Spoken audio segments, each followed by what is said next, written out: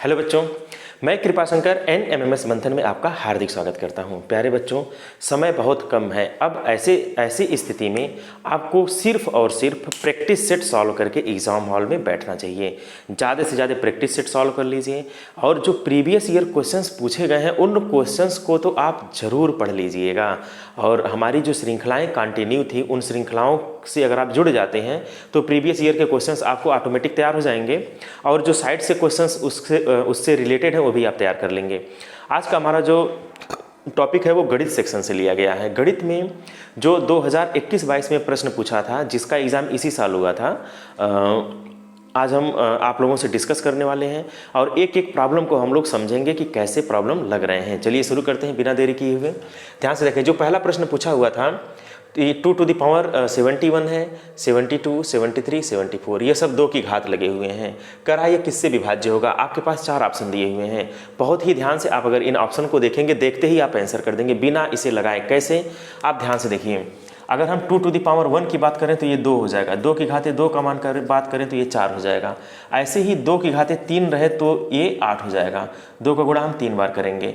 या 2 की घाते 10 रहे तो ये 1024 हो जाएगा। इसका मतलब ये हुआ 2 की घात कुछ भी रहे, जो आएगी संख्या वो सम संख्या होगी और सम संख्या कभी विषम संख्या से विभाजित नहीं होती है। और ऑप्शन में देखिए सब विषम संख्या है सिवाय सेकेंड ऑप्शन के। तो ये किससे विभाजित हो सकता है? तो 9 से तो कतई विभाजित नहीं होगा, क्योंकि 2 की घात कुछ भी रहे वो सम संख्या आएगी और सम संख्या को जोड़ने पे हमेशा सम संख्या आता है। तो सम संख्या कभी विषम संख्या से विभाज्य ही नहीं होगी। इसलिए ये 3 ऑप्शन तो ऑटोमेटिक गलत हो जाएंगे, चौथा ऑप्शन सही हो जाएगा। कितना आसान था। ऐसे क्वेश्चंस को हम ऑप्शन देख करके सॉल्व कर लेते हैं देखते ही, और जो आपका प्रेजेंट ऑफ माइंड काम करता है वो बहुत ही मायने रखता है एग्जाम में। ठीक है, तो आप ऐसे ही से सॉल्व कर सकते हैं, लेकिन आपको ये प्रश्न सॉल्व भी करने आना चाहिए। अगर इसमें कोई एक ऑप्शन सम संख्या और दे दिया होता तो आप इस ट्रिक से नहीं सॉल्व कर पाते। इसलिए आपको ये क्वेश्चन लगाने भी आना चाहिए। जैसे यहाँ पे देखिए, सबसे छोटी घात क्या है? 2 की घाते 71 है। तो जो 2 to the power 71 है उसी को कॉमन ले लीजिए। तो यहाँ जब कॉमन लेंगे तो यहाँ 1 बचेगा और यहाँ पे 71 कॉमन हो चुका है तो 2 की घात 1 बचेगा। यहाँ पे 71 कॉमन ले लेंगे, अगर 71 निकल जाएगा, 73 है, 71 निकल गया, बचा कितना? 2 की घाते 71, 2 बचेगा। और यहाँ से 71 निकल जाएगा तो 2 की घाते 3 बचेगा। तो ये हो जाएगा 2 की घाते 71, 1 + 2 + 4 + 8, 8 4 12, 13 14, 1 15, 2 की घात 71 गुणे 15। तो यहाँ पे 15 ऑप्शन में नहीं है, लेकिन इसके अभाज्य गुणनखंड कर लीजिए। हमेशा कोशिश करना चाहिए अभाज्य गुणनखंड करने का। तो 2 की घाते 71 गुणे इसका अभाज्य गुणनखंड क्या हो जाएगा? 3 गुणे 5। ध्यान से देखिए, जब भी कोई 5 मिले, ठीक है, तो कोशिश ये रहे कि 2 लाने की कोशिश करना चाहिए ताकि ये 10 हो जाए। ठीक है, तब देखते हैं। ये 2 की घाते 71 से 2 की घाते 70 गुणे 2 लिख सकते हैं, गुणे 3 गुणे 5। अब 2 और 3 को एक साथ ले लीजिए, 2 और 5 को 5 दूनी 10, तो 2 की घाते 70 गुणे 3 गुणे 10। अब ये संख्या किससे विभाजित हो जाएगी? सीधी सी बात है, 10 का यहाँ पे गुणा हो गया है। अब ये संख्या विभाजित हो जाएगी 10 से, इसलिए ये पूरा का पूरा किससे विभाजित हो जाएगा? 10 से विभाजित हो जाएगा। तो इसको लगाने का मैं 2 तरीका बताया, एक ऑप्शन देकर के तुरंत आप लगा सकते हैं और दूसरा आपको लगाने भी आना चाहिए, तो वो भी मैंने तरीका आपको बता दिया है। इसमें आप ध्यान से देखिए, इसका जो सेकेंड क्वेश्चन पूछा हुआ था काफ़ी इंपॉर्टेंट था, उसको भी आप जान लीजिए। जैसे सेकेंड क्वेश्चन पूछा हुआ था कि x की घाते 4 धन 1/x to the power 4 और इसका मान दिया था 23 और आपसे कह रहा था कि आप x + 1/x का मान बता दीजिए। यानी कि क्वेश्चन में क्या दिया हुआ था? x to the power 4 + 1/x to the power 4 = 23। आपसे पूछा जा रहा है x + 1/x का मान। तो जब भी कम घात का मान पूछे तुरंत आप क्या करिए? दोनों तरफ 2 या तो 2 जोड़ दीजिए या तो 2 घटा दीजिए। लेकिन अगर प्लस की वैल्यू पूछ रहा है तब दोनों तरफ 2 जोड़ देंगे, माइनस पूछ रहा होता तो दोनों तरफ 2 घटा देना चाहिए। जैसे इस क्वेश्चन के लिए ध्यान से देखें, x to the power 4 + 1/x to the power 4 हम दोनों तरफ जोड़ देंगे। तो यहाँ जब हम 23 में 2 जोड़ेंगे तो ये 25 हो जाएगा और ये किसी चीज़ का वर्ग है, यही चीज़ आपको ढूंढना है। ये किसका वर्ग हो सकता है? ध्यान से देखें, x² + 1/x² का होल स्क्वायर होगा, ये बराबर ये हो जाएगा 25। ठीक है, अब आप यहाँ से पा सकते हैं एक्स स्क्वायर प्लस 1/x² का whole square is equal to 25, तो x square plus 1/x² is equal to 5 हो जाएगा। माइनस वैल्यू नहीं टेकअप करिएगा, इसलिए पॉजिटिव वैल्यू प्लस 5। अब एक्स स्क्वायर प्लस 1/x² की वैल्यू कितनी निकल गई? 5 निकल गया। अब हमें क्या चाहिए? अभी भी हमें x प्लस 1/x चाहिए। इसका मतलब अभी भी हमें 2 जोड़ने और घटाने की आवश्यकता है, लेकिन प्लस वाली वैल्यू चाहिए तो 2 जोड़ा जाएगा, क्योंकि जब प्लस 2 जोड़ेंगे तो ये प्लस का स्क्वायर बनेगा और हमें प्लस चाहिए। माइनस 2 करते हैं तो माइनस का स्क्वायर बनता, लेकिन हमें माइनस चाहिए नहीं, इसलिए प्लस 2 जोड़ देंगे। तो ये हो जाएगा एक्स स्क्वायर प्लस 1/x², फिर 2 जोड़ दीजिए तो 5 प्लस 2। जैसे इसमें 2 जोड़ेंगे ये हो जाएगा x प्लस 1/x का होल स्क्वायर। अब 5 2 7, जैसे ये स्क्वायर हटाएंगे आगे क्या आ जाएगा? स्क्वायर यहाँ से हटेगा तुरंत ये वर्गमूल हो जाएगा, करड़ी में 7। यही इसका आंसर हो जाएगा। देखिए कितना आसान है इसको समझना, आप इसे आसानी से लगा सकते हैं। ठीक है, अगर हम तीसरे क्वेश्चन की बात करें, इसमें तीसरा क्वेश्चन क्या पूछा हुआ था उसको देखा जाए। ध्यान से देखें, तीसरे क्वेश्चन के लिए मैं आपको बता दे रहा हूँ, मुझे क्वेश्चन देखने की आवश्यकता पड़ेगी। 1 मिनट। तीसरा क्वेश्चन ये है, under root x plus 1 minus under root x minus 1 is equal to 1। ठीक है, तब x का मान पूछा जा रहा है, तब x इज इक्वल टू वाट, तब x का मान क्या होगा? अब आप ध्यान से देखें, इस ऐसे प्रॉब्लम को कभी भी आप सॉल्व मत करिए। ऐसे क्वेश्चन जैसे आए तुरंत आप ऑप्शन से लगाना शुरू करिए। ऑप्शन इसके क्या हैं हम लिख दे रहे हैं, 5/4। सेकेंड ऑप्शन इसका क्या है, 2/3। थर्ड ऑप्शन क्या है, 4/3। और फोर्थ ऑप्शन क्या है, 3/5। जब तक आप इस क्वेश्चन को लगाएंगे तब तक आप ऑप्शन रख करके चेक कर लेंगे, और ऑप्शन भी आपको रखने आना चाहिए। जैसे इस क्वेश्चन को दोबारा लिखने की आवश्यकता नहीं है। जहाँ पे आपको रफ वर्क दिया रहे वहाँ पे डायरेक्ट आप अंडर रूट लगाइएगा, x की जगह पर वैल्यू कोई भी एक मान रख दीजिएगा, इसमें से कोई भी एक मान लीजिएगा। यहाँ पे हो जाएगा 5/4 प्लस 1 माइनस 5/4 माइनस 1। RHS मत रखिएगा, क्योंकि RHS में x है नहीं और RHS लेना भी नहीं है। सिर्फ LHS को सॉल्व कर लीजिए, अगर RHS आ जाए तो वही वैल्यू सही हो जाएगी। ठीक है, अब देखिए 4 एकम 4 और 5 जोड़ लीजिए। इसमें देखिए इसमें क्या करते हैं, इसमें गुणा करते हैं। 4 एकम 4 5 9 हो जाएगा 9/4 माइनस, यहाँ पे क्या करते हैं 4 एकम 4 और 5 में से घटा दीजिएगा। 4 एकम 4 जो चिन्ह रहता है वैसा ही बिहेव करते हैं, माइनस है तो घटा देंगे। तो 4 का 1 में गुणा करेंगे तो 4 हो जाएगा, 5 में से 4 घटाएंगे तो 1 हो जाएगा। तो ये ओवरऑल कितना आ जाएगा, 1/4। 9 का वर्गमूल 3 और 4 का वर्गमूल 2 माइनस 1 का वर्गमूल 1 और 4 का वर्गमूल 2। हर बराबर है तो अंश को घटा दीजिए, 3 में से 1 जाएगा 2/2, कट के 1 आ गया, यानी कि पहला ही ऑप्शन सेटिस्फाई कर गया।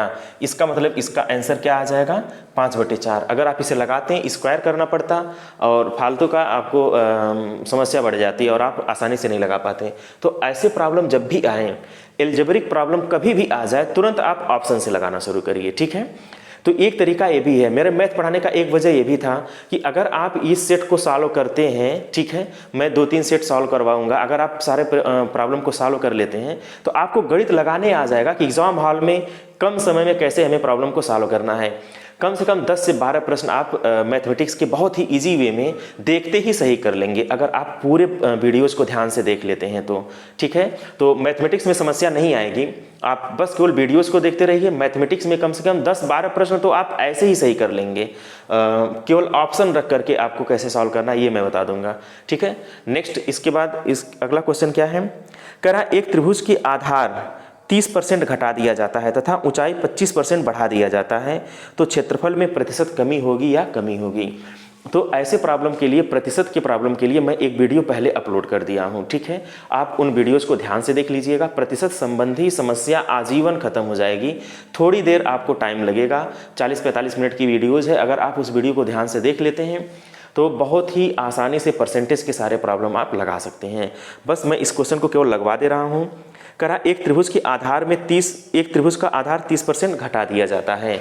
ध्यान से देखें, एक कोई त्रिभुज है, कह रहा है इसका आधार में 30% की कमी कर दिया गया और इसकी ऊंचाई में 25% की वृद्धि कर दिया गया। वृद्धि को हम प्लस दिखाएंगे।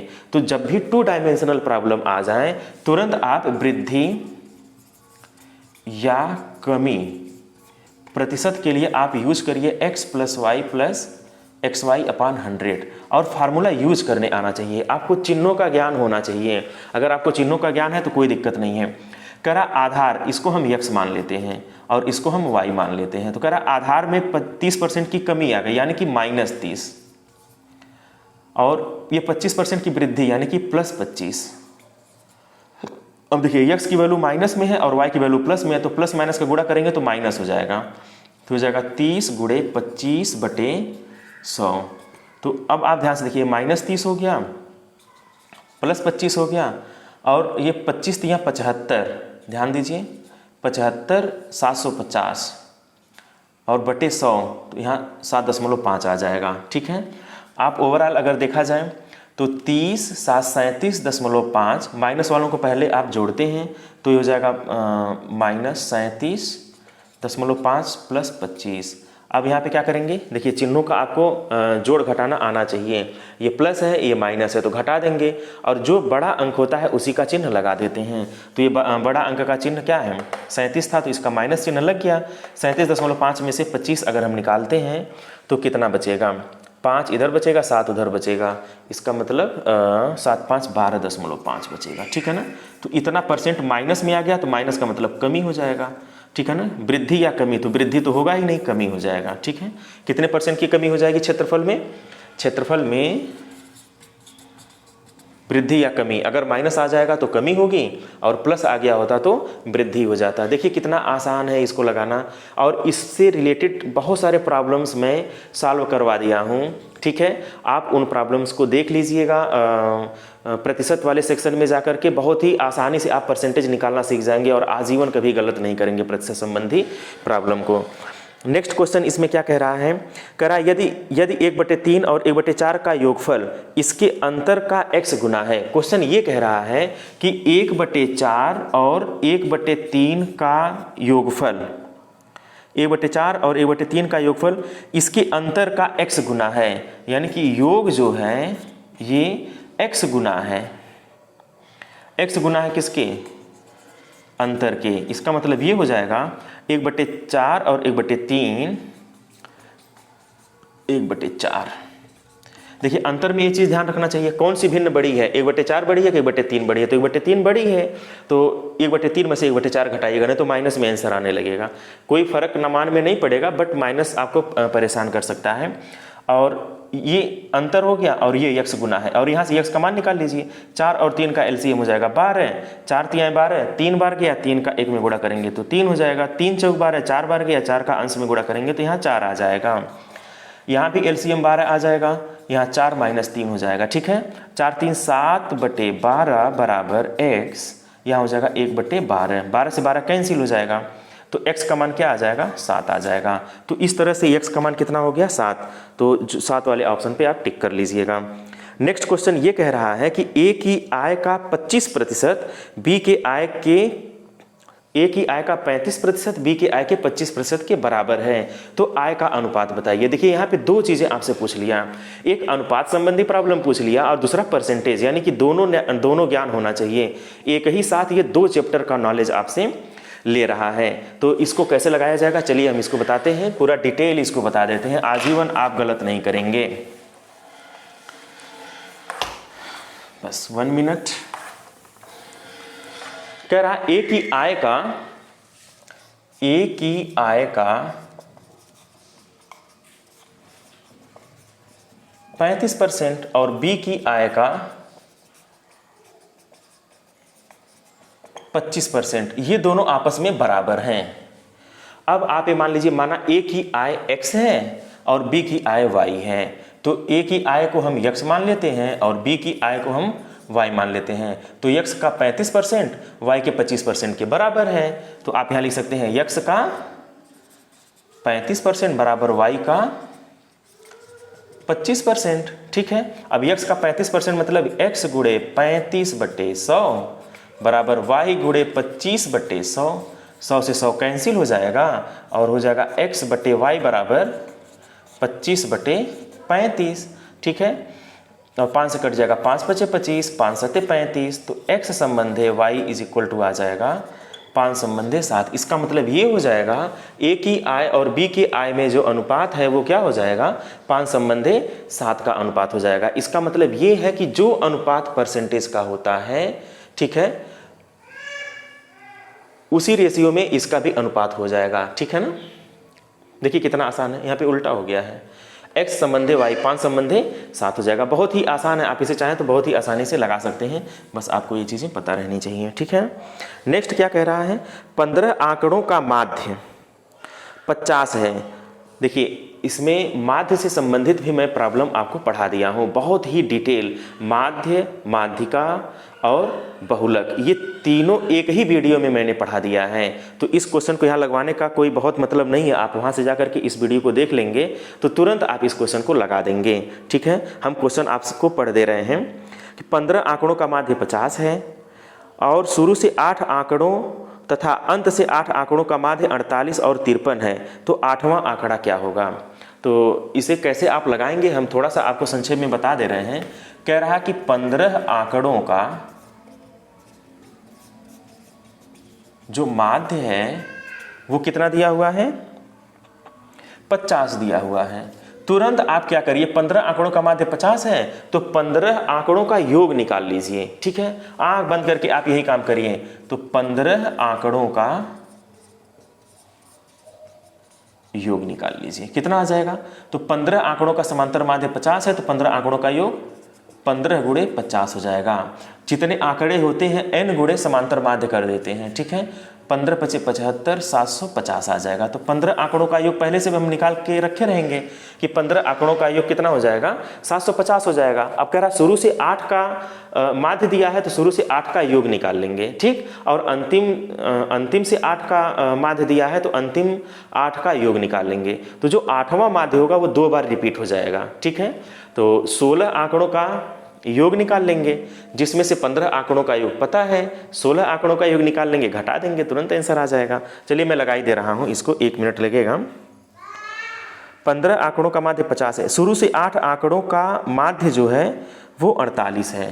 अब देखिए शुरू से, ये शुरू से है, शुरू से 8 आंकड़ों का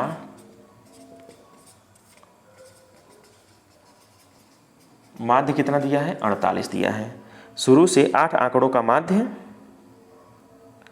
48 है, तो 8 शुरू से 8 आंकड़ों का योग कितना हो जाएगा, तो 8 गुणे 48, ठीक है।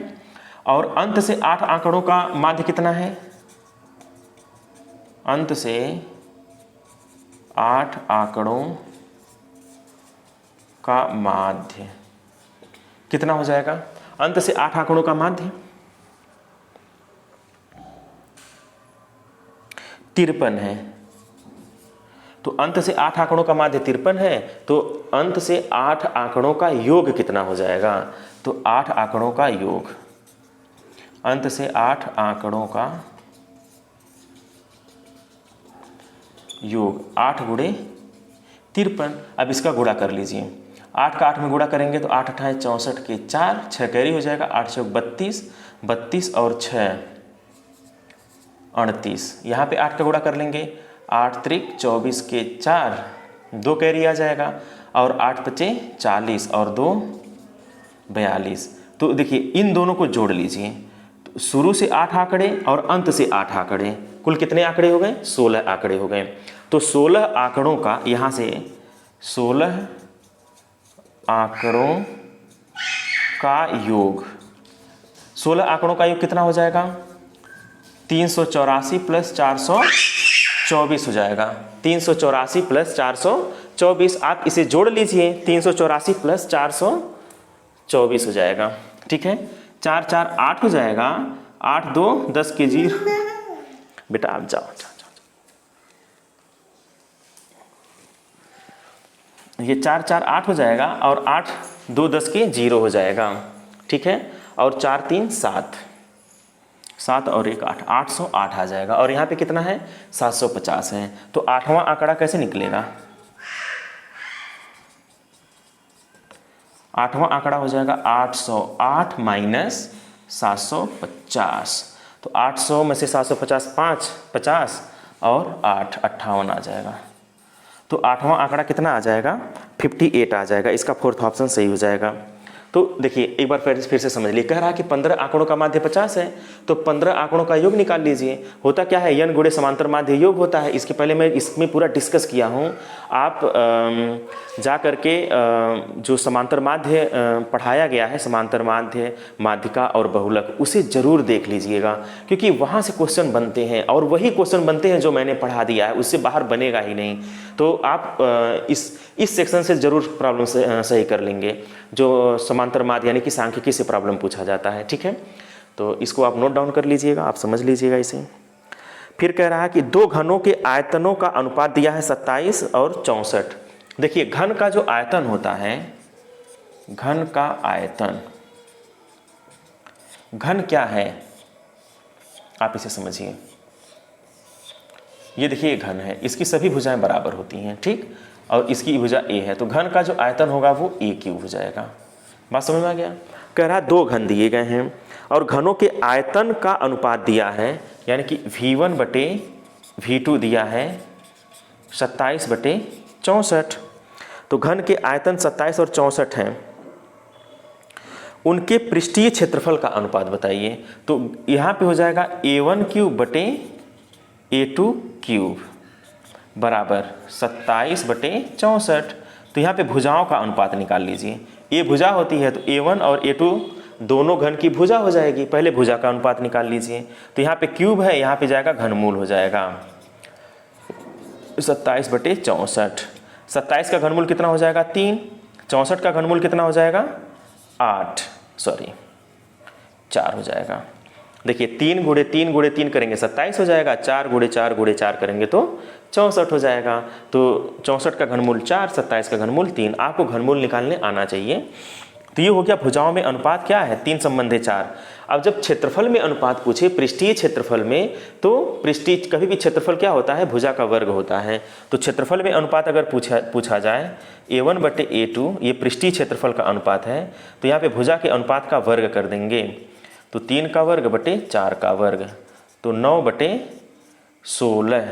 तो A1 संबंधे A2 कितना आ जाएगा? 9 संबंधे 16 आ जाएगा। देखिए कितना आसान है। तो ऐसे आप इसे लगा सकते हैं। कह रहा है घन का अनुपात दिया है, तो भुजा का अनुपात निकल जाएगा, और जब भुजा का अनुपात निकल जाएगा तो पृष्ठीय क्षेत्रफल का अनुपात निकल जाएगा। ठीक है, घन का पृष्ठीय क्षेत्रफल कितना होता है? 6a², क्योंकि इसमें 6 फलक होते हैं। ध्यान से देखिए, 1, इसके पीछे 2, 3, 4, एक छत होता है और एक फर्श होता है, कुल मिला के 6 हो जाएंगे। या आप जिस कमरे में होंगे उस कमरे में 4 दीवारें होंगी और एक छत होगा और एक फर्श होगा, तो इस तरह से कुल मिलाकर के 6 फलक हो जाएंगे। इन्हीं 6 फलकों का क्षेत्रफल पूछा जाता है। चूंकि ये घनाकार होता है तो एक फलक का क्षेत्रफल a² होता है, 6 फलक होते हैं तो 6a² होता है। लेकिन अनुपातिक राशि में जब क्षेत्रफल निकाला जाता है तो 6 यहाँ भी आएगा, 6 यहाँ भी आएगा, कट जाता है। इसलिए सिर्फ जो भुजा का अनुपात होता है उसका वर्ग कर देते हैं तो क्षेत्रफल का अनुपात मिल जाता है। ठीक है, तो इसे आप नोट डाउन कर लीजिएगा, काफ़ी इंपॉर्टेंट क्वेश्चन है। ये मेंसुरेशन का क्वेश्चन था, तो इसमें मैं थोड़ा सा आपको इसलिए समय दे दिया हूँ क्योंकि मैं मेंसुरेशन की वीडियो अलग से अभी पोस्ट नहीं कर पाया हूँ। ठीक है, तो आप इसे ज़रूर पढ़ लीजिएगा, यहाँ से क्वेश्चन बहुत बनता है। अब अगला जो प्रश्न है वो ये कह रहा है कि एक सिक्के को 3 बार उछाला जाता है। एक सिक्के को कितनी बार उछाला जाता है? 3 बार उछाला जाता है।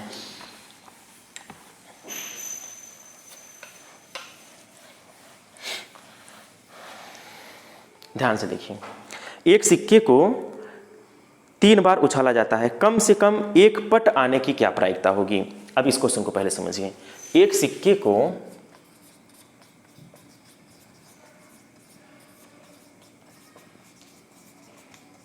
तीन बार उछाला जाता है।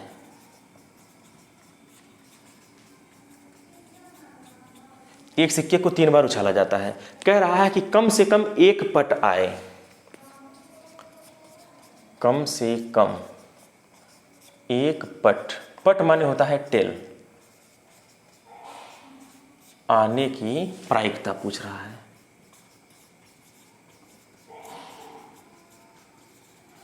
ध्यान से देखिए बच्चों, हम प्रायिकता पे भी वीडियो अपलोड नहीं कर पाए हैं क्योंकि समय इतना कम था। इतने कम समय में थोड़ा सा सारे टॉपिक्स को कवर करना आसान नहीं था। इसी वजह से जब हम पेपर को सॉल्व करा रहे हैं तो जो टॉपिक मैं नहीं कवर किया हूँ उस पर मैं ज़्यादा समय दे रहा हूँ। अब आप ध्यान से देखिए, यहाँ पे प्रायिकता का क्वेश्चन है। प्रायिकता के प्रॉब्लम बहुत ही आसान होते हैं, बहुत ही आसानी से आप इसे लगा सकते हैं। ये हर साल एक क्वेश्चन प्रायिकता का दे रहा है और ये ट्रेंड में और आपके सिलेबस में भी है, इसलिए आप इसे अच्छे से समझिए। एक सिक्के को 3 बार उछाला जा रहा है, तो 3 बार अगर उछाला जाए या 3 सिक्के को उछाला जाए, दोनों बात एक ही है। एक सिक्के को 3 बार या 3 सिक्के को एक साथ उछाला जाए, ठीक। तो जब सिक्के को आप हेड या टेल करेंगे, या तो हेड आता है या तो टेल आता है। तो ध्यान से देखें, कह ये रहा है कि 3 बार उछाला गया, तो जो इसका सिंपल स्पेस होगा वो क्या होगा, यही लिखना आपको आना चाहिए। जैसे 3 सिक्के को उछाला जाए या एक सिक्के को 3 बार उछाला जाए, तो जब पहली बार उछाला गया तो हो सकता है उस पर हेड आ जाए, दूसरी बार जब उछाला गया उस पर हेड आ जाए, तीसरी बार उछाला गया फिर हेड आ जाए। ऐसा हो सकता है। ऐसा हो सकता है कि पहली 2 उछाल में तो हेड आए लेकिन तीसरी उछाल में टेल आ जाए, ठीक है। ऐसा हो सकता है कि पहली उछाल में हेड आ जाए, दूसरी उछाल में टेल आ जाए और तीसरी उछाल में हेड आ जाए, ठीक है।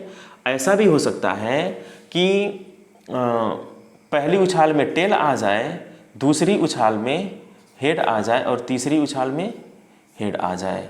अब देखिए, एक टेल जो था इस पोजीशन पे था, इस पोजीशन पे, इस पोजीशन पे, यहाँ पे आ गया। अब क्या होगा, अब 2 टेल आएगा। अब हो सकता है कि पहली उछाल और दूसरी उछाल पर टेल आ जाए फिर हेड आ जाए, ऐसा हो सकता है, ठीक है। या ऐसा हो सकता है कि पहली उछाल पर हेड और दोनों दूसरी उछाल पर टेल आ जाए। कुल कितना हो गया है, 1 2 3 4 5 6 हो गया है।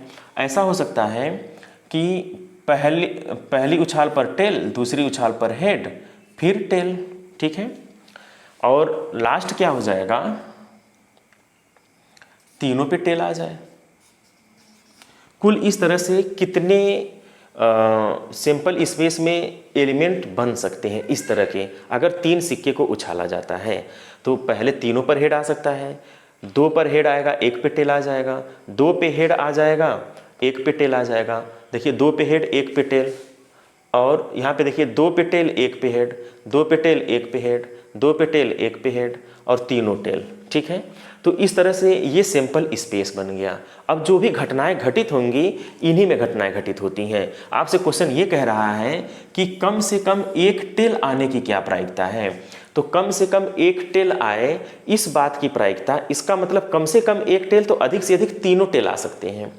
कम से कम 1 टेल रहे, अधिक से अधिक 2 टेल, 3 टेल हो सकते हैं। तो जब कम से कम कहता है तो उससे ऊपर सारे आ जाते हैं, तो कम से कम 1 टेल होना चाहिए। तो 2 टेल है तो कोई बात नहीं, 3 टेल है तो कोई बात नहीं, मतलब कम से कम 1 टेल होना चाहिए। तो आप हमें बताइए कम से कम 1 टेल कितने में है। तो देखिए 1 टेल इसमें भी है, इसमें भी है, इसमें भी है। कम से कम 1 टेल होना चाहिए। तो इसमें 2 टेल है तो एक कम से कम 1 तो है, ये है 2 है, इसमें भी कम से कम 1, इसमें भी कम से कम 1 तो है। तीनों टेल है तो कम से कम 1 टेल तो माना ही जाएगा कि कम से कम 1 टेल है। तो कम से कम 1 टेल कितने कह सकते हैं कि एलिमेंट्स इसमें आ रहे हैं, 1 2 3 4 5 6 7। इसके जो अवयव हैं इसमें 7 ऐसे हैं जिसमें कम से कम 1 टेल आ रहा है।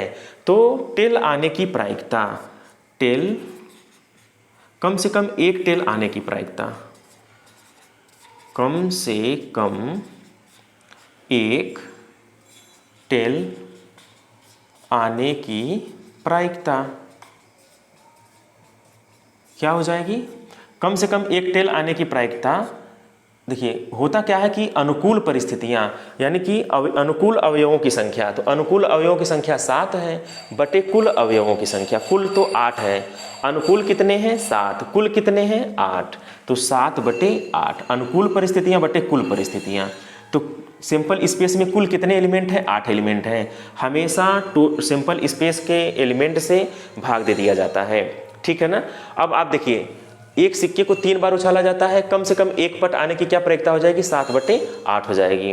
यही क्वेश्चन ये कहता कि कम से कम एक हेड आने की क्या प्रायिकता हो जाएगी, तो कम से कम एक हेड किस में आ रहा है, इसमें तीनों में हेड है तो कम से कम एक हेड है ही, इसमें भी एक हेड है, इसमें भी एक हेड है, केवल लास्ट वाले में नहीं है, तो उसका भी आंसर यही आएगा, 7/8 आ जाएगा।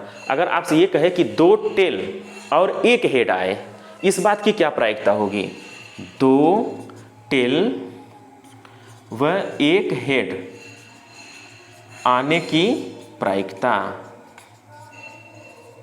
अब आप बताइए इसका आंसर क्या हो जाएगा, 2 टेल आ जाए और एक हेड आ जाए, इस बात की क्या प्रायिकता होगी, तो 2 टेल आ जाए, ध्यान दीजिए 2 टेल किसमें किसमें है और एक हेड, 2 टेल और एक हेड किसमें किसमें है, तो 2 टेल ध्यान दीजिए यहाँ पे है, यहाँ पे है और यहाँ पे है, तो 2 टेल और एक हेड, 1 2 3, 3 ऐसी परिस्थितियां हैं जिसमें 2 टेल और एक हेड है, तो अनुकूल परिस्थितियां कितनी हैं, 3 हैं, फेवरेबल कंडीशन 3 है और टोटल कंडीशन कितने हैं, 8 हैं, तो 3/8 हो जाएगा। जैसे क्वेश्चन कहे वैसे आपको आंसर करना है। तीनों टेल हो, इस बात की क्या प्रायिकता होगी, तीनों टेल कितने में है, तीनों टेल, एक ही ऑप्शन है, तो जो अनुकूल परिस्थितियां होती हैं वो एक हैं, तीनों टेल हो, इस बात की क्या प्रायिकता होगी, तीनों टेल हो, इस बात की क्या प्रायिकता होगी, टेल होने की प्रायिकता, तीनों टेल होने की प्रायिकता, तो एक ही अनुकूल स्थितियां होंगी, 1/8 हो जाएगा, यानी कि टोटल परिस्थितियों से हमेशा भाग देना है, अनुकूल परिस्थितियां बटे कुल परिस्थितियां। तो इस तरह से प्रायिकता संबंधी जितने भी प्रॉब्लम आएंगे आप आसानी से लगा सकते हैं। नेक्स्ट जो क्वेश्चन था उसको देखा जाए। इसमें नेक्स्ट क्वेश्चन कह रहा है 5 अंकों वाली सबसे बड़ी पूर्ण वर्ग संख्या बताइए। तो 5 अंकों वाली सबसे बड़ी पूर्ण वर्ग संख्या निकालने के लिए आप ध्यान से देखिए, 5 9 लिख दीजिए, 1 2 3 4 5, और इसका क्या निकाल लीजिए, इसका वर्गमूल निकाल लीजिए। तो जैसे ही इसका वर्गमूल निकालेंगे आप देखिए जोड़ा ऐसे लगाते हैं, यहाँ 3 है, 3 त्रिका 9, ये कैंसिल हो जाएगा, यहाँ पे जोड़ा उतरता है, 99 उतरेगा और 3 यहाँ जुड़ जाएगा, 3 3 6 हो जाएगा, ठीक है। अब यहाँ 6 आ गया और यहाँ 99 है तो एक बार जाएगा, 1 एकम 1, और फिर इसका इसमें गुणा करते हैं तो ये 6 हो जाएगा, 9 में से 1 जाएगा 8, 9 में से 6 जाएगा 3, अब ये 99 उतर जाएगा, ठीक है।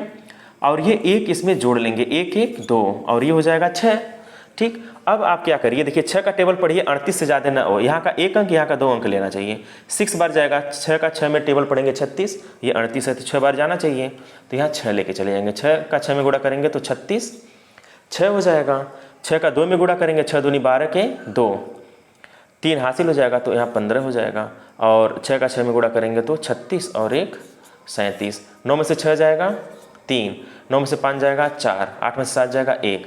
अब देखिए 143 एक्स्ट्रा आ गया।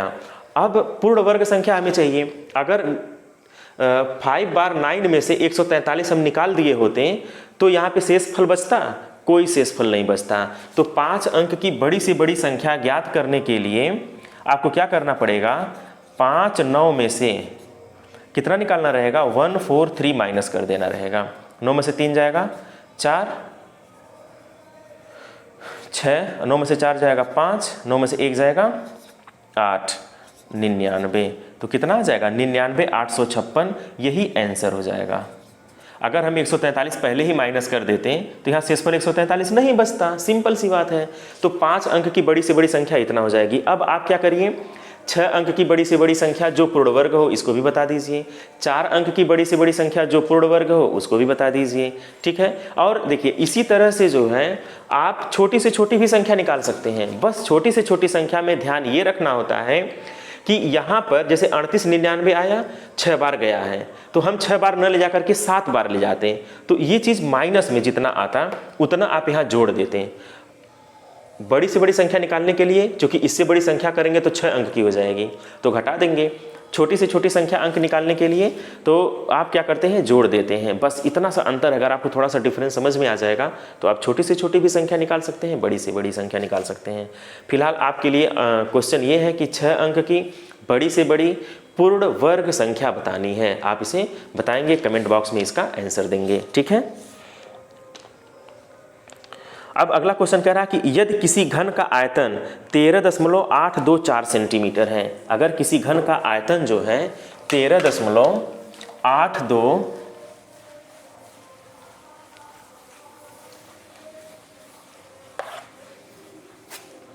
ध्यान दीजिए बच्चों, अगर किसी घन का आयतन 13.824 घन सेंटीमीटर है, करा किसी घन का आयतन है ये, ठीक, किसी घन का आयतन 13.824 घन सेंटीमीटर हो, तो इसकी भुजा क्या होगी। तो यहाँ पे फिर भुजा पूछ रहा, वही सेम क्वेश्चन। देखिए घन से कितने क्वेश्चन आ गए, 2 क्वेश्चन घन से ही संबंधित दे दिया। तो घन का आयतन क्या होता है, v इज इक्वल टू क्या होता है ए क्यू, तो a इज इक्वल टू क्या हो जाएगा, इसी का घनमूल निकालना रहेगा। तो घनमूल किसका निकालना रहेगा, v का, और v का मान कितना है 13.824। लेकिन आप ऐसे क्वेश्चन को ऑप्शन से लगाइए। चलिए हम आपको बताते हैं तरीका। जैसे इसका ऑप्शन दिया हुआ है 2.2, 2.3, तीसरा दिया है 2.4 और चौथा ऑप्शन क्या दिया है 2.14, ठीक है। अब हम इसका जब घनमूल निकालेंगे तो इसी में से कोई आएगा, इसका मतलब इसका अगर हम घन करेंगे तो ये आ जाना चाहिए। तो 2.2 का घन करना तो खैर कठिन हो जाएगा। आप क्या करिए, सिर्फ 2 का घन करिए, 2 गुणे 2 गुणे 2, 2 दूनी 4 दूनी 8, इसके अंत में 4 है तो ये ऑप्शन होगा ही नहीं। 2.3, 3 का घन करिए, 3 गुणे 3 गुणे 3, 3 त्रिक 9 त्रिक 27, लास्ट वाली अंक जो है वो 7 आएगी और यहाँ लास्ट वाली अंक 4 आ रहा है, तो इसका मतलब ए भी नहीं होगा। और सुनिए, जब हम घन करेंगे तो ये 6 अंक के बाद दशमलव लग जाएगा, ये तो ऐसा ही नहीं होगा, इसको तो ट्राई ही नहीं करना है। बचा क्या, इसी को आंसर कर देना है। आप एक मतलब देखते ही आंसर कर देंगे। ये प्रेजेंट ऑफ माइंड, एग्ज़ाम सिर्फ मेहनत करके आप नहीं निकाल सकते हैं। एग्ज़ाम को निकालने के लिए आपको प्रेजेंट ऑफ माइंड का भी यूज़ करना होता है, दिमाग का यूज़ करना होता है। आप देखते देखिए इसका आंसर क्या हो जाएगा, हम ऑप्शन से ही चेक कर लिए, पता चलेगा कि सारी चीज़ें गलत हैं, यही आंसर हो जाएगा। अब आप क्या करिएगा, इसका घनमूल निकालिएगा, तो कितना आ जाएगा 2.4। आप अगर निकालना चाहते हैं तो आप ये निकाल के देख लीजिएगा, यही आएगा। तो 2.4, इसका त्रिक बन गया तो 2.4 बाहर आ जाएगा, आंसर यही हो जाएगा, ठीक है। आप इसका घनमूल निकाल लीजिएगा। आप क्या करिएगा, इसका फैक्टर कर लीजिएगा साइड में, दशमलव हटा करके आप देखेंगे कि 24 गुणे 24 गुणे 24 इस तरह का बन जाएगा और आराम से 24 आ जाएगा और 1 अंक के बाद दशमलव लगा दीजिएगा। क्योंकि यहाँ पे देखिए 1 2 3 अंक के बाद जब दशमलव लगेगा 1 2 3 तो ये आ जाएगा। यहाँ पर तो 6 अंक के बाद दशमलव लग जाएगा, तो ये कभी आएगा ही नहीं, ठीक है ना। तो बस इस तरह से आप गेस करके आंसर कर सकते हैं। फिर कह रहा है कि 1000 रुपये का, बहुत ही अच्छा और बहुत इंपॉर्टेंट क्वेश्चन है। कह रहा है कि 1000 रुपये का, इसको खूब ध्यान से देखिए। कह रहा है 1000 रुपये का 2 वर्ष में 10% वार्षिक ब्याज की दर से चक्रवृद्धि ब्याज और साधारण ब्याज का अंतर बताइए। तो जब भी चक्रवृद्धि ब्याज और साधारण ब्याज का डिफरेंस पूछता है, डिफरेंस, तो तुरंत डिफरेंस के लिए एक फार्मूला होता है, P is equal to R/100 power n। अब n की जगह पर क्या है 2 है, तो इसके लिए आप क्या करिएगा, P का मान कितना है 1000 है, R का मान कितना है, R का मान 10%, 10/100 घाते 2 हो जाएगा। तो 1000 गुणे 10 गुणे 10/100 गुणे 100, 2 जीरो से 2 जीरो कट जाएगा और ये 2 जीरो से ये 2 जीरो कट जाएगा, तो कितना आ जाएगा 10 आ जाएगा। तो कितना अंतर आ जाएगा, 10 का डिफरेंस आ जाएगा। तो साधारण ब्याज में जो अंतर आएगा वो कितने रुपए का हो जाएगा, 10 रुपये का अंतर आ जाएगा। एक बार आपसे समझ लीजिए, कभी भी साधारण ब्याज और चक्रवृद्धि ब्याज में अगर 2 वर्ष का कहता है तो आप यहाँ पे n न लिख करके सिर्फ 2 ही लिखिए, क्योंकि ये सिर्फ 2 वर्ष के लिए ये फार्मूला वैलिड है, ठीक है।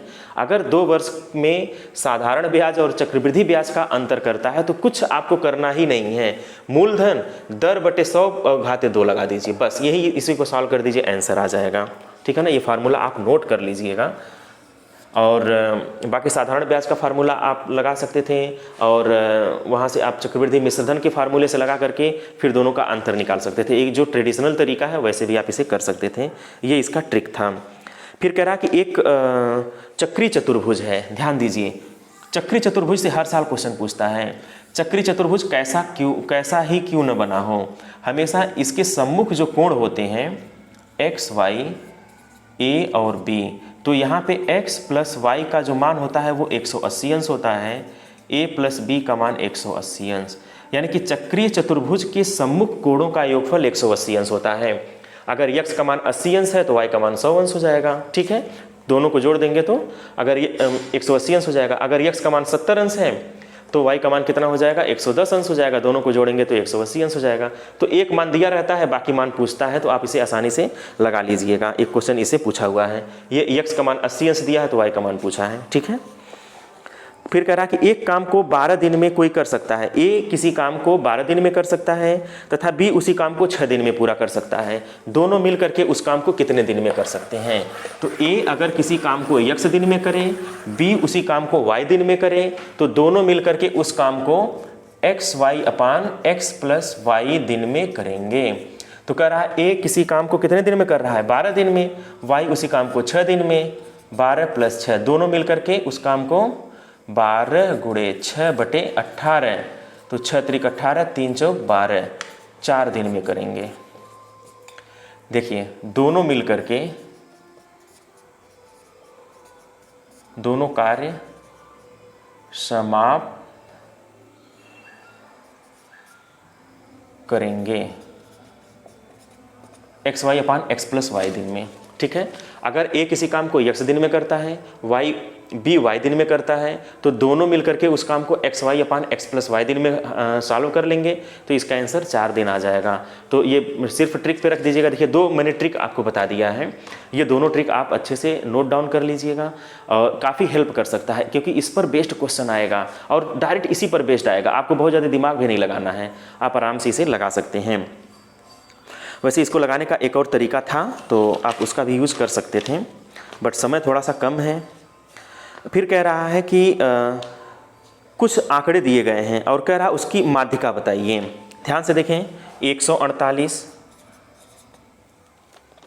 151, 153, 145, ठीक है, 143, 152, 155 की माध्यिका क्या होगी? पहले तो आप इसे काउंट कर लीजिए, 1 2 3 4 5 6 7। पदों की संख्या विषम है। पदों की संख्या क्या है? विषम है। अब आप ये देखिए यह असेंडिंग ऑर्डर में है कि नहीं, तो इसमें सबसे छोटा क्या है?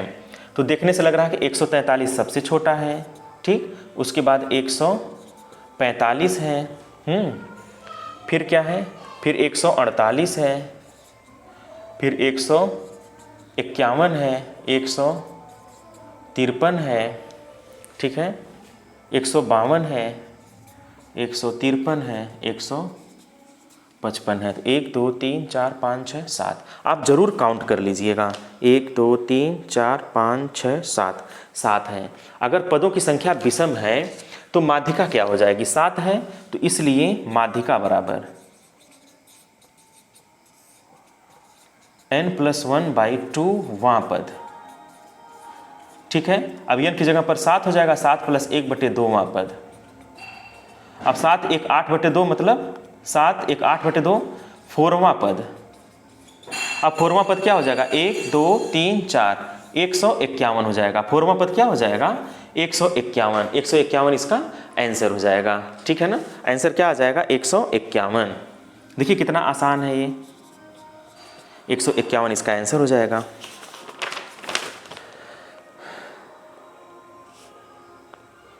फिर एक और प्रॉब्लम दिया है प्रायिकता से संबंधित। कह रहा अंग्रेजी वर्णमाला में एक अक्षर को, कोई एक लेटर को यादृच्छिक मतलब रैंडमली सेलेक्ट कर लिया जाता है, तो चुने गए अक्षर के व्यंजन होने की क्या प्रायिकता होगी?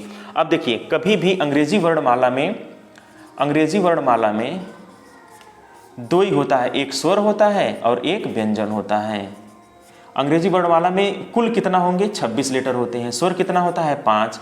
व्यंजन कितना होता है? 21। कह रहा व्यंजन होने की क्या प्रायिकता होती है? कोई लेटर सेलेक्ट किया गया, वो व्यंजन है, तो कुल व्यंजन कितने होते हैं? व्यंजन होने की अनुकूल परिस्थितियां कितनी हैं? 21 हैं। और कुल परिस्थितियां कितनी हैं? 26 हैं। तो 21/26 इसका आंसर हो जाएगा।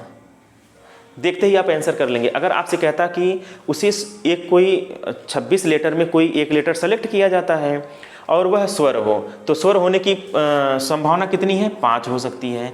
कुल कितने हैं? 26 हैं। देखिए कितना आसान है, 5/26 आंसर हो जाएगा।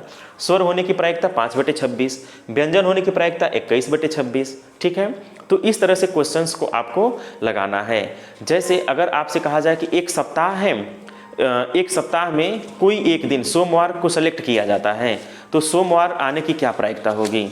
तो सप्ताह में कुल कितने दिन होते हैं? 7 दिन होते हैं। सोमवार आने का एक ही संभावना बन सकती है, तो 1 हो जाएगा। 1/7 इसका आंसर हो जाएगा। ठीक है, बस ऐसे क्वेश्चंस पूछे जाते हैं।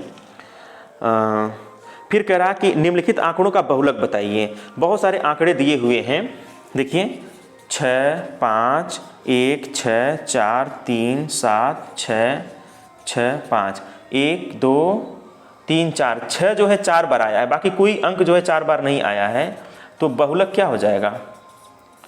बहुलक कितना हो जाएगा? बहुलक इसका 6 हो जाएगा। तो आप आसानी से बहुलक भी बता सकते हैं, माध्यिका भी बता सकते हैं। अगर यही माध्यिका में सम संख्या आया होता तो बताने में कोई दिक्कत नहीं होती, बस आपको क्या करना रहता, 1/2 n/2वां पद प्लस n/2 प्लस 1वां पद, ऐसे लगा लेते हैं तो इसी फार्मूले पे वैल्यू रखते और आंसर आ जाता। कुछ करना नहीं था एक्स्ट्रा। तो ये सम के लिए था और ये विषम के लिए था। तो ये माध्यिका हो गया। माध्यिका में 2 तरह से आप लगा सकते हैं। बहुलक में केवल काउंट कर लेना होता है कौन सी फ्रीक्वेंसी सबसे ज़्यादा बार आई है, तो वहाँ से बहुलक भी आप आराम से लगा लेंगे।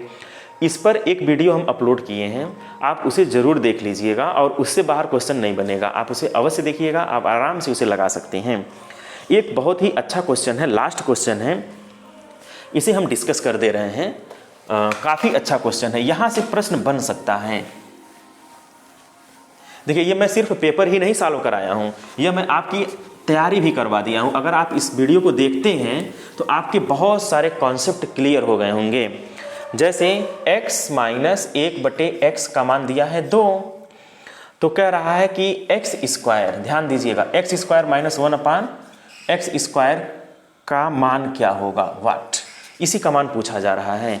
तो आप ध्यान से देखिए, अगर x माइनस 1/x बराबर 2 दिया रहे, तुरंत आप क्या करिए, x प्लस 1/x का मान निकाल लीजिए। तो x प्लस 1/x का जो मान होगा, अंडर रूट में यहाँ पे जो संख्या दिया रहे उसका वर्ग कर देंगे। यहाँ पे जो संख्या दिया रहे उसका वर्ग कर देंगे। अगर यहाँ प्लस है तो यहाँ प्लस लगा देंगे, 4 यहाँ जोड़ देंगे। ठीक है, तो ये कितना हो जाएगा, 2 का वर्ग 4 धन 4 कितना हो जाएगा, अंडर रूट 8 हो जाएगा। इसको हम लिख सकते हैं 2 गुणे 2 गुणे 2, तो 2 का जोड़ा लग जाएगा, 2 बाहर आ जाएगा और 2 बाहर रह जाएगा, अंदर रह जाएगा। तो इस तरह से x प्लस 1/x की वैल्यू 2 करड़ी में 2 हो जाएगी और x माइनस 1/x की वैल्यू कितनी है, 2 है। ठीक है, अब इन दोनों का अगर हम गुणा कर लेते हैं तो यह देखिए a प्लस बी और यह a माइनस बी, तो a माइनस बी एक ब्रैकेट में और a प्लस बी एक ब्रैकेट में रहे तो a² माइनस b² बन जाता है। तो इन दोनों का हम गुणा कर लेंगे। जैसे ही इन दोनों का गुणा किया जाएगा, ध्यान से देखिए, x माइनस 1/x गुणे x प्लस 1/x, तो गुणा करते ही क्या बन जाएगा, यहाँ पे इसका भी गुणा हो जाएगा 2 गुणे और x प्लस 1/x की जगह पर 2 करड़ी में 2 हो जाएगा। तो इसका जब गुणा करेंगे तो आ जाएगा x² माइनस 1/x² हो जाएगा, 2 दूनी 4 करड़ी में 2। ध्यान से देखें, इसका आंसर आपको मिल चुका होगा। बहुत ही अच्छा क्वेश्चन ये इस साल पूछा हुआ था और इस पर बेस्ड आप प्रॉब्लम लगा सकते हैं। अगर इस a की जगह, इस 2 की जगह पर a कर दिया जाए तो ये जानते हैं इसका फार्मूला क्या हो जाएगा, अंडर रूट a² प्लस 4 हो जाएगा। अच्छा, इसका उल्टा अगर ऐसे दिया रहे, x plus 1/x is equal to a, तो x माइनस 1/x अगर आपसे कोई कहे तो कुछ मत करिए, आप अंडर रूट लगा दीजिए। a दिया है तो a का वर्ग कर दीजिए, यहाँ माइनस है तो -4 कर दीजिए। इसे सॉल्व कर लेंगे तो इसका मान मिल जाएगा। तो ये कुछ ट्रिक थे, अगर आप इन ट्रिकों का यूज़ करते हैं तो आप बहुत ही बेहतर तरीके से प्रॉब्लम को आसानी से लगा पाएंगे एग्जाम हॉल में और क्वेश्चन भी गलत नहीं होगा। इस तरह से जितने भी प्रश्न पूछे थे मैं एक एक करके सारे प्रश्नों का आंसर आपको दे दिया हूं। अगर हमारी वीडियो आपको अच्छी लगी हो तो हमारे चैनल को आप अवश्य सब्सक्राइब करिएगा, लाइक करिएगा तथा बेल आइकन को भी प्रेस कर दीजिएगा ताकि हमारा जो आगे का नोटिफिकेशन है वो आपको सबसे पहले प्राप्त हो जाए। आप इस तरह की जितने भी मैथमेटिक्स की वीडियो है अगर आप देख लेते हैं तो आप यकीन मानिए आप एग्जाम हॉल में कम से कम 10 से 12 प्रश्न आप ऐसे ही करके चले आएंगे बहुत कम समय में मैथमेटिक्स सेक्शन से। ठीक है, बाकी अन्य सेक्शन के लिए भी हम क्वेश्चंस डाल दिए हैं, जो प्रीवियस ईयर पेपर्स थे उनको भी मैं बता दिया हूं। इसका मैं शुरू कर दिया हूं तो इसके भी कुछ पेपर्स को अपलोड कर दूंगा बहुत जल्द। आप इन वीडियोस को अवश्य देखिएगा। Okay, thank you.